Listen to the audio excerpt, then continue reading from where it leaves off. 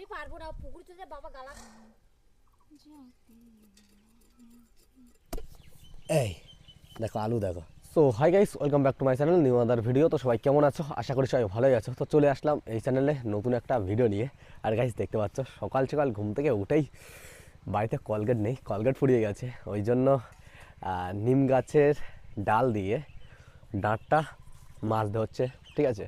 আর এদিকে তোমাদের বৌদি সকালবেলা উঠে যে কাজটা থাকে সেটাই করছে। এই যে রান্না বান্না করছে। শর্মিলা, কি রান্না বান্না হচ্ছে? টমেটো ভাজা করবো, পুঁটি মাছের টক করবো। হ্যাঁ জোরে বলো, নাহলে শোনা যায় না। কেন? আর আলু ভাতে দিয়েছি। হ্যাঁ আলু ভাতে পুঁটি টমেটো মাছের ভাজি। টক আর টমেটো ভাজি, তাই তো?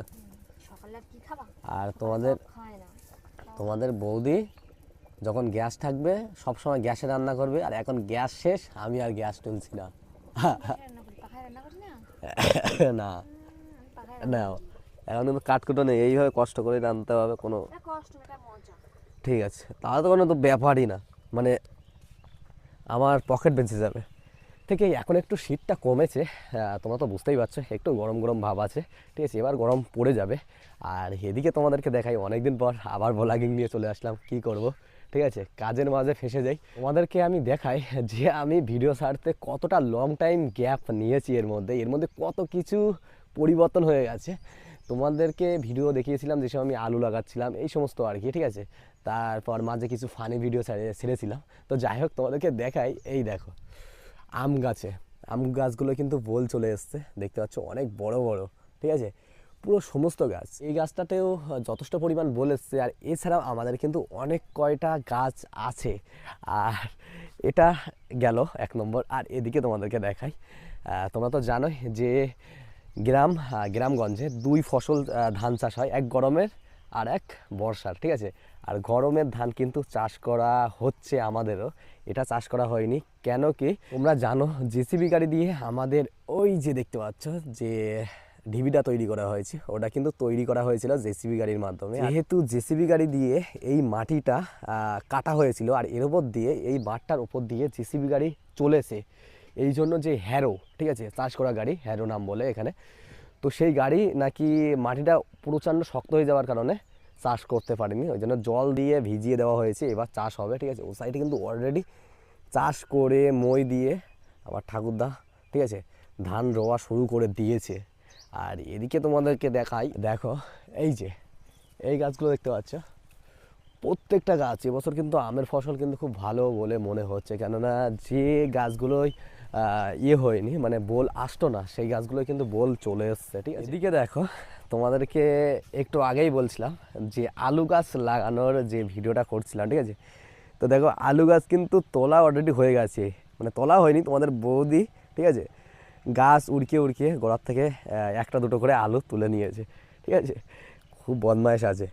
আর এদিকে বাবা এই যে এই কটা আপাতত তোলা হয়েছিল, আর এই কটা কিন্তু তোলা হয়নি। তোমাদেরকে দেখাই, একটা জায়গায় কোপ মেরে দেখাচ্ছে, এই যে কোপ মারছে, দেখো এই এই দেখো আলু, দেখো এখানেও একটা কোপ মারি, এই দেখো। মানে কিছু কিছু জায়গায় আলু হয়েছে, হয়নি, এরকম হয়েছে। এটা দেখো কত বড় বড় আলু, দেখো দেখেছো, এইটুকু জায়গা খুনলাম, যথেষ্ট আলু উঠেছে, ঠিক আছে। এদিকে যে রসুন গাছগুলো লাগানো হয়েছিল, সেই রসুন গাছগুলোর অবস্থা তোমাদেরকে দেখাই, দেখো ট্রিটমেন্টের অভাব তো আছেই। তারপরে আরও একটা সমস্যা, আমাদের বাড়ি মুরগি পা দিয়ে খুঁচিয়ে পুরো রসুন গাছের গোড়াগুলো পুরো উল্টিয়ে দিয়েছে। সেমভাবে এটাও করেছিল, এই জন্য আলু কিন্তু হতে দেয়নি। তো যাই হোক, যে গাছগুলো দেখতে পাচ্ছ, প্রত্যেকটা গাছে এত সুন্দর বোল এসছে, ঠিক আছে।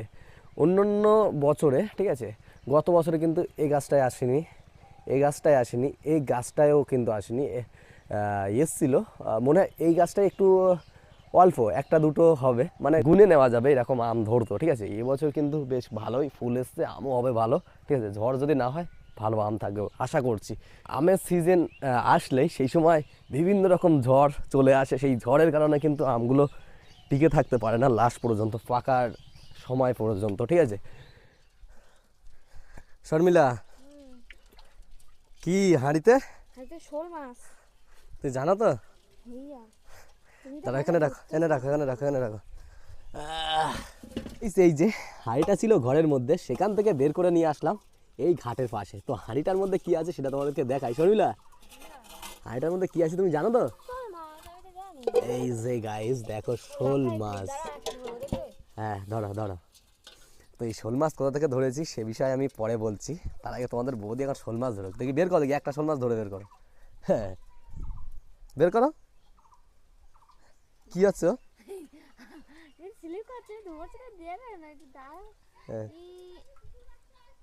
হ্যাঁ, ও তো অসুস্থ হয়ে গেছে। ওইটাই, ওই একটাই খাও। হ্যাঁ ঠিক আছে, ওইটাই ওইটাই। হ্যাঁ ধরো ধরো ধরো ধরো ধরো ধরো ধরো। তো এই দুদিন ধরে শোল মাছগুলো এই হাঁড়ির মধ্যে জাবিয়ে রেখেছি। আর এদিকে দেখো তোমাদের বৌদি, ধরো ধরো। কেন ছাই নিলে হবে না, এমনি ধরে দেখাও। হ্যাঁ হ্যাঁ,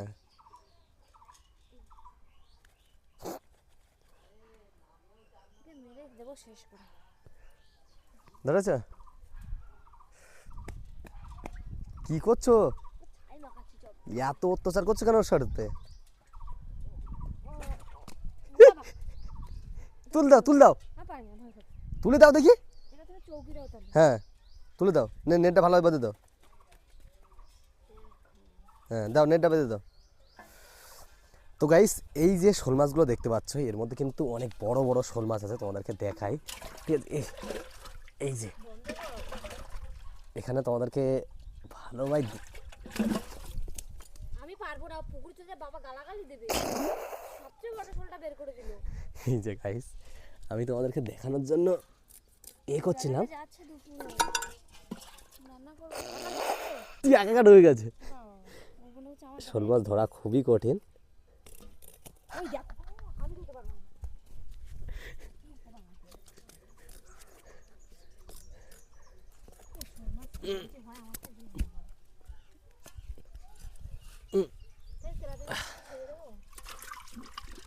তো গাইস, এবার তোমাদেরকে বলি যে এই শোল মাছগুলো কোথা থেকে এলো।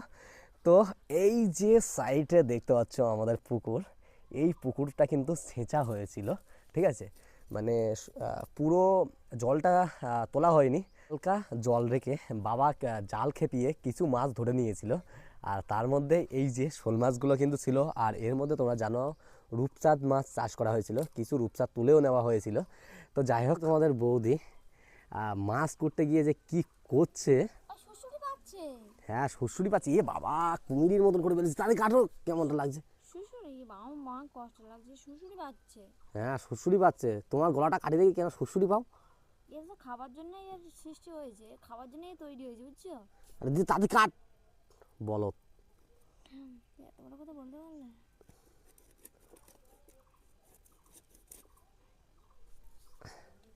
কাটো কাটো, এ মাছ কাটে শিখিনি। আরে পারি পারি, সবই পারি, দাঁড়াও একটু ওয়েট কর।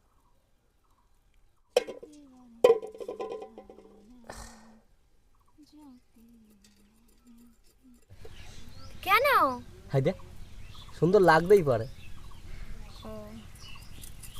তাহলে দেখাও না, খারাপ করে দে, ফিল্টার মারবো না। মানে কি মারেছে, ভূতের মতো লাগতেছে, তাই ওটাই লাগবে। তুমি কি সব করেছো না, তুমি তো এরকম তো বলো না। হ্যাঁ এটা নেবো। হ্যাঁ নাও। কটা হয়েছে?